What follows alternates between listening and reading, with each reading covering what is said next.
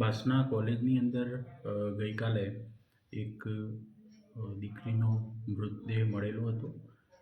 તો આ બાબતે પ્રવીણભાઈ શ્રીમાળી કે જેઓ મૂળ દસાડાના રહેવાસી છે, તેઓએ ફરિયાદ આપેલી હતી કે તેમની પુત્રી કે જે મર્ચન્ટ કોલેજ બાસના ખાતે અભ્યાસ કરે છે અને ત્યાં તેનું હેંગિંગ બોડી તેની મળી આવેલી છે અને જેને હોસ્પિટલમાં લાવવામાં આવેલી હતી.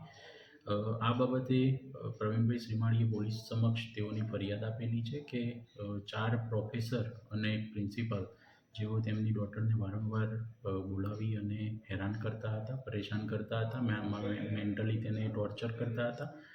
તો આ બાબતે પોલીસે બીએનએસની રેલેવન્ટ સેક્શન્સ અને એટ્રોસિટી એક્ટની સેક્શન 325 મુજબનો ગુનો દાખલ કરેલો છે. અત્યારે અમે તમામ આ જે આરોપીઓ છે તેઓને અત્યારે અમે અટક કરેલા છે અને તેઓની પૂછપરછ કરી રહેલા છીએ. આગળનું ઇન્વેસ્ટિગેશન અમે સ્થળ પંચનામા વગેરે બીજા પીએમના જે રિપોર્ટ્સ છે એની ચકાસણી કરાવવાની છે. તમામ બાબતે અમે આગળની તપાસ હાથ ધરી રહ્યા છીએ.